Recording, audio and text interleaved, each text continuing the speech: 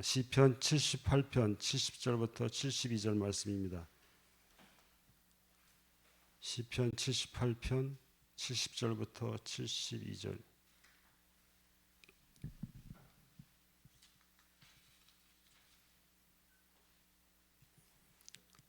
우리 한 목소리로 같이 봉독하겠습니다.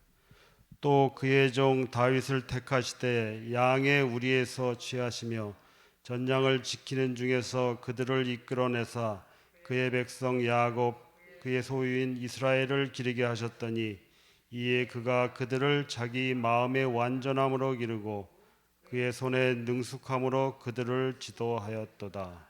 아멘. 우리 먼저 기도하고 말씀 나누도록 하겠습니다. 기도하겠습니다.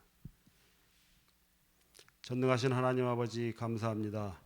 십자가에서 모든 것 끝내셨음을 선포하시고 우리에게 약속하셨던 대로 사무엘이 미리 가졌고 요셉이 미리 가졌고 출애굽의 주역들이 미리 가졌던 그 언약이 우리 언약이 되게 하여 주시고 우리의 모든 현장에서 모든 것이 되게 하시며 또한 성경 속의 인물들이 자신의 수준과 능력을 넘어서는 응답을 받았던 것처럼 하나님의 계획과 뜻과 모든 언약 성취를 보고 증거하는 임마누엘의 증인들 될 수 있도록 주의 말씀을 우리 마음속에 깊이 담을 수 있도록 주님 인도하여 주옵소서. 예수 그리스도의 이름으로 기도드립니다. 아멘. 오늘 같이 나눌 말씀 제목은 다윗이 미리 가진 것입니다. 이 시대를 많은 것을 잃어버리게 된 상실의 시대라고도 합니다. 또한 이 시대에는 이전에는 알지 못하던 새로운 질병 같은 문제들로 사람들은 고통을 받곤 합니다. 지금 코로나 상황도 마찬가지입니다. 어떤 학자들은 코로나와 비슷한 또 다른 혼란스러운 상황들이 앞으로도 얼마든지 또 발생할 수 있다고 우리에게 경고하고 있습니다. 그러나 이러한 문제와 사건 현상들은 대부분 성경을 통해서 우리에게 미리 보여주시고 우리에게 여러 비유로 말씀해 주신 내용들입니다. 하나님께서는 인간의 모든 문제를 끝내시고 우리를 불러주셨습니다. 지금 세계적인 코로나 문제 또한 하나님께서 분명히 허락하신 상황임을 우리는 생각할 때 하나님의 뜻과 계획을 두고 우리는 기도해야 되겠습니다. 오늘 본문 말씀의 주인공 다윗은 어려서부터 들판에서 양떼를 지키고 홀로 있는 시간 하나님과의 교제를 통해서 하나님의 마음과 생각을 가지고 하나님과 함께함의 비밀을 누리고 있었습니다. 하나님께서 이스라엘의 왕을 뽑을 때에 이런 위대의 비밀을 누리는 다윗을 선택하십니다.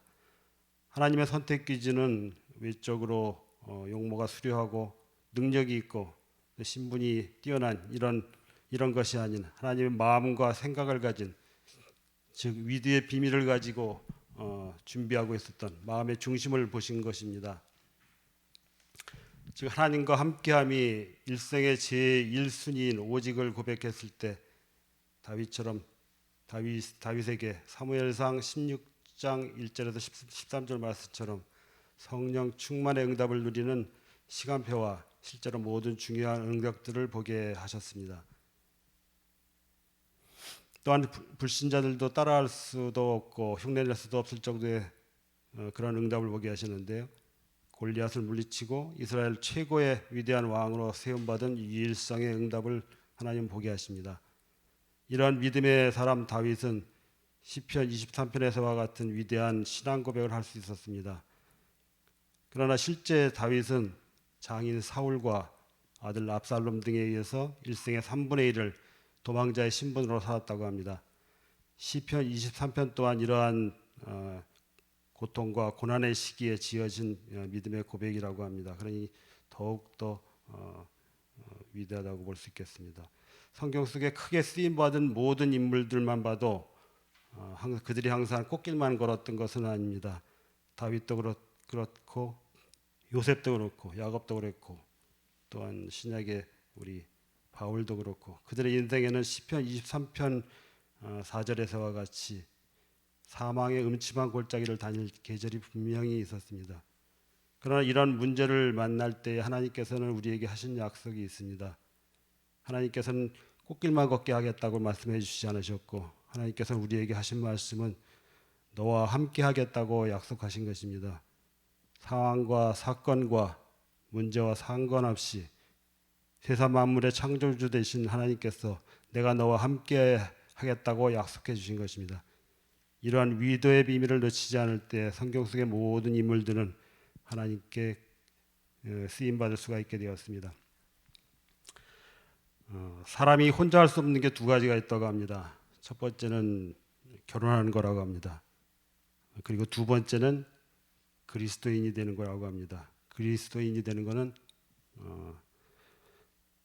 그리스도가 내 안에 계셔야지 우리가 참 그리스도인이 될 수 있겠죠. 즉 하나님과 함께 해야지 그리스도인이 될 수 있다는 말씀인 것 같습니다. 그리고 대부분 우리가 그리스도인이라고 말하면서도 문제 앞에서 기도하지 않는 이유가 또한 두 가지가 있다고 합니다. 첫째는 작은 일은 우리가 할 수 있을 것 같아서 안 하고, 큰 일은 하나님께서 들어주시지 않을 것 같아서 안 하고, 꼭 맞는 얘기가 아닐지라도 우리가 사도행전 13장 22절에서와 같이 다윗을 두고 하나님 마음에 합한 사람이라고 하시고 내 뜻을 다 이루리라고 하신 말씀처럼 먼저 하나님 원하시는 것을 붙잡고 우리가 기도할 때 우리도 이러한 다윗과 같은 응답을 누리게 될 것입니다. 결론입니다. 언약궤를 앞세우고 성막 중심으로 인도받은 이스라엘 백성들처럼 말씀을 앞세우고 말씀이 이끄는 대로 인도받은 모세와 다윗과 사무엘 등 성경 속 모든 인물들이 내가 너와 함께 하시겠다는 약속하심을 믿고 위대의 비밀을 오직으로 누렸던 것처럼 우리의 인생을 하나님의 생각과 마음의 방향 맞출 때에 하나님께서 되어지도록 만들어 가시는 응답의 비밀을 현장에서 보고 누리게 하십니다. 이런 임마누엘의 증인들 되고 성령 하나님 한 분으로 충분함을 믿고 인도받는 하루 그리고 이번 한 주 되시기를 기도하겠습니다. 아멘. 주님 가르쳐 주신 기도로 마치고 이후에는 조용히 각자 기도 제목대로 자유롭게 기도하시다가 돌아가시기 바랍니다. 주기도문 하겠습니다. 하늘에 계신 우리 아버지여, 이름이 거룩히 여김을 받으시오며 나라 임하옵시며 뜻이 하늘에서 이루어진 것 같이 땅에서도 이루어지이다. 오늘 우리에게 일용할 양식을 주옵시고 우리가 우리에게 죄 지은 자를 사하여 준 것 같이 우리의 죄를 사하여 주옵시고 우리를 시험에 들게 하지 마옵시고 다만 악에서 구하시옵소서. 나라와 권세와 영광이 아버지께 영원히 싸움나이다. 아멘.